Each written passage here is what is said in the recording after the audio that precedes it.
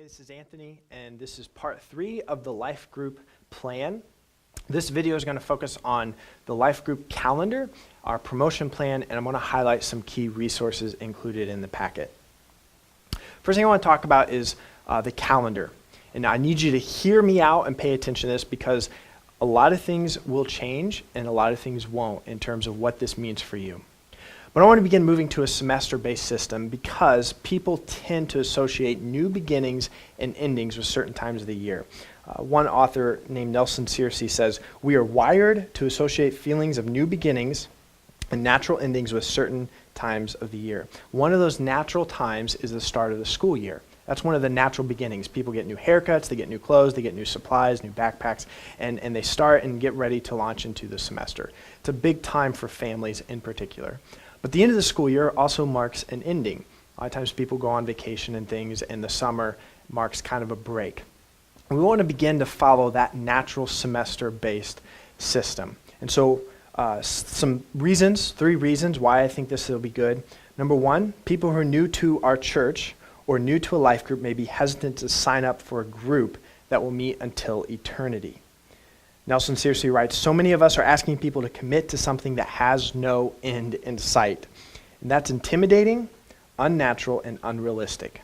The truth is, most men won't do it." Now, whether he can verify that statement with evidence or research, I don't know. But his point is that inviting people to sign up for something, especially if it's something new to them, it's new for them to be involved in church and new for them to be engaged in a life group, and asking them to sign up with no end in sight is a little scary. Number 2, if someone signs up for a new group but their schedule changes or the connection and chemistry is amiss, the semester-based calendar offers a natural way out without them having to feel like it's an awkward breakup. So let's say I sign up for a group and we start in September, but our family schedule changes and it's really not going to work out.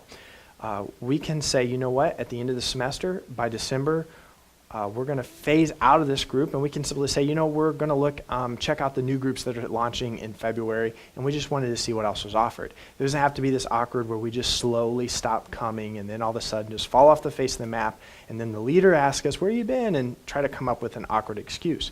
We can simply say, "We were trying it out, we're just checking out a group," or we say, "It just didn't work with our schedule, this worked better," and there's a natural end, a natural time when you can phase out. The third reason I want to move to the semester-based system is also that it gives you, it builds into the life group season a time for you to take a break as a leader, for you to have a season of reprieve, especially during those busy months of the summer and the holiday. So if you look at page 8 of the life group plan, towards the bottom it highlights what this semester-based system will look like. In January, we'll promote the spring semester groups, and then February through April, those spring groups will meet. And then in May, we want to begin promoting summer electives. So if Jared wants to teach a leadership class or teach maybe a basic Christian class or just have different electives that are offered, we'll promote those in May. And then June and July, the electives will meet. Then the whole month of August will be a promo month for our fall groups, which will launch in September and go through November, and that leaves December off. I would encourage you to do a Christmas party or take the month off, but December and the holidays is often a busy time, so December would just be a time where we just take a break. I know what you're thinking. If you go to page 9, there's a paragraph there that I'm going to highlight. Some of you are wondering, do I have to follow this schedule? Yes and no. Some of you, your groups, they're not going to want to take those breaks. They're not going to want to disband. They're going to want to continue meeting. I'm not going to force you to disband or stop meeting.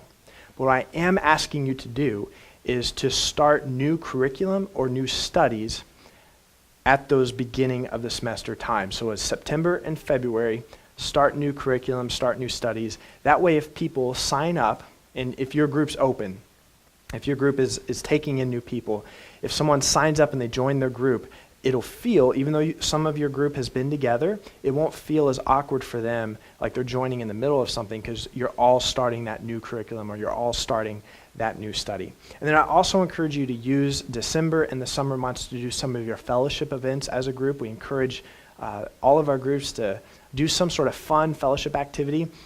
December, do a Christmas activity. In the summer, do something. Those are great times to do that. So how do people get connected to groups? This is another part I'm gonna ask you to do something, ask this to be something that you buy into.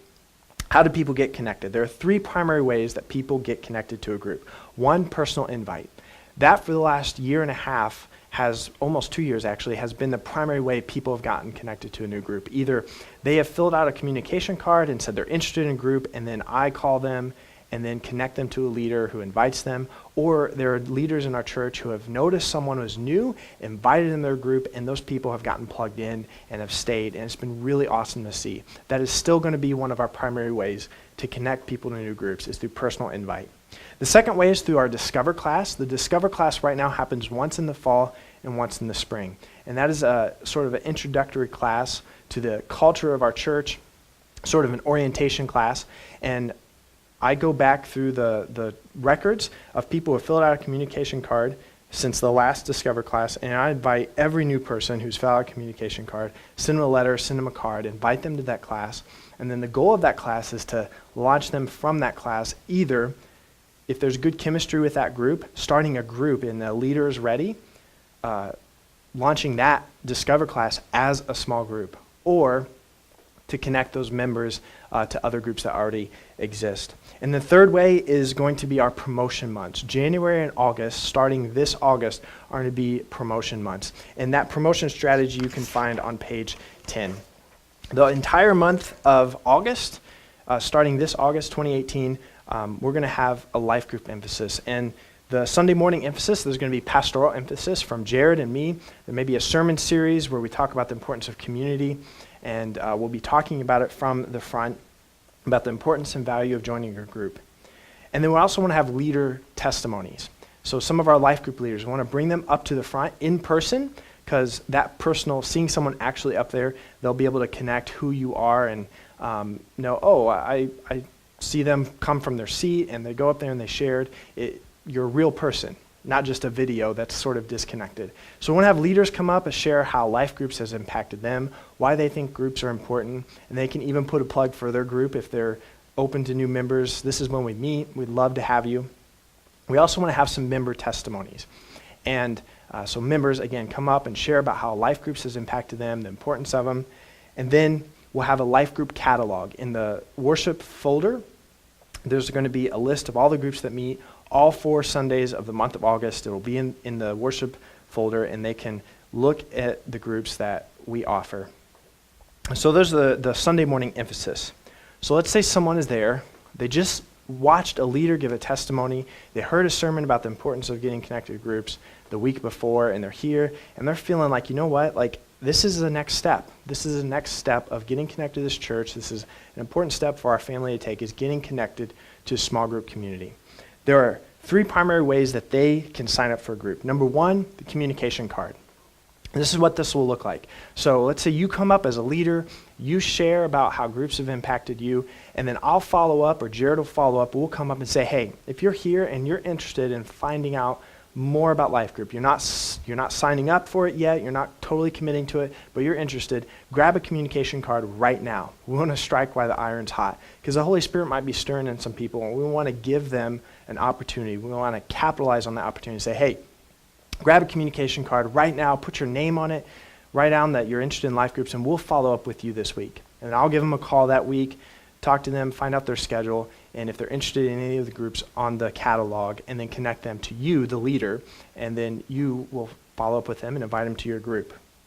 So the communication card is one way. Also a sign-up table. So all 4 Sundays out in the foyer, we want to have a table. It'll have the life group catalog. It'll have some sign-ups sheets there that they can sign up there. And I'll have some of you leaders there at the table available to interact with people, to greet people, to answer questions people may have, to invite them to your group. We want to have leaders each Sunday of that month posted out there. And they can sign up there. But let's say, you know what, I don't want to approach the table. I'm kind of shy. I wanted to talk to my wife before I fill out a communication card, so we go home and talk about it. Well, the third way that people can sign up is online. They can go to our website, scroll through, search the groups, and they can register for a group in that way. We want to do this promotion strategy in the month of August for the whole month of August, and then in the month of January for the whole month of January. And then our groups will officially launch in September and February. And what that means for you is I want you to be willing and ready to give a testimony on those Sundays, to tell me, pass on a group member who might have a testimony be willing to share. I'm asking you to be willing to be there at the information table, greeting people and answering questions. And then also, if there's people who I pass on to you, follow up with them and be on board with this promotion strategy. If you go to page 11, this highlights some primary ways that I communicate with you, that I'm asking you to value and to be engaged with, because communication as a team is so important. First way is weekly emails. I send weekly emails to you as leaders. Another way is a quarterly newsletter. Send a quarterly newsletter every quarter. And then annual meeting. Every year we want to have an annual meeting where we come together, we gather around the purpose of groups, we remind ourselves why we are doing what we're doing. And then semi-annually, I want to have life group gathering. I want to be clear, this is not a meeting. These are gatherings. It's a time to appreciate you, a time to just enjoy being together as a team, as a life group ministry team.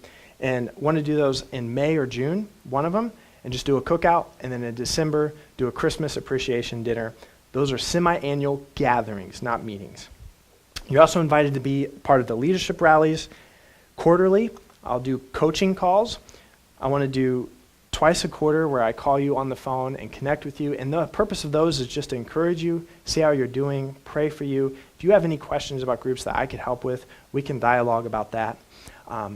So 2 of the quarters, I'll do that over phone. 2 of the quarters, I'd love to meet face-to-face. I'd love to get coffee, lunch, dinner, breakfast. Sometime I'd love to sit down in person with you and have those coaching meetings. But I'll quarterly do the coaching calls. Another way that I communicate with you is through Right Now Media. Sometimes I share leadership training videos. Those videos will be shared via your Right Now Media profile. So you log into Right Now Media, your little icon, your person icon, you click that and there's a drop down and you have an inbox. There's a message or a video or training thing I've shared with you, it'll be found in that inbox. And another way of communication is church teams. That's primarily for you. You communicate your attendance, you can communicate prayer requests or register new members.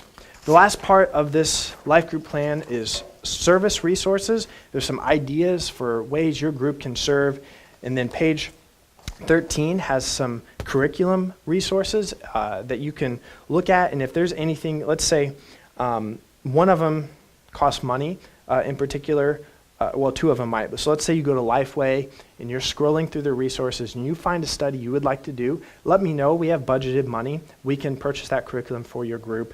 But there are some curriculum resources on page 13. And then page 14, there's some prayer resources, some ideas of how you could facilitate prayer time in your group and mix it up and be creative and get your group engaged in prayer. I want to thank you for taking the time to watch these videos. I want to encourage you to not just watch the videos, but to actually read the life group plan, the PDF file. Read it, know it, and I'm inviting you to be on board with the vision and direction of our life group ministry. I'm inviting you to be a part of it, to be engaged. I'm excited for what God can do through our life groups. Thank you for all you do. Couldn't do it without you.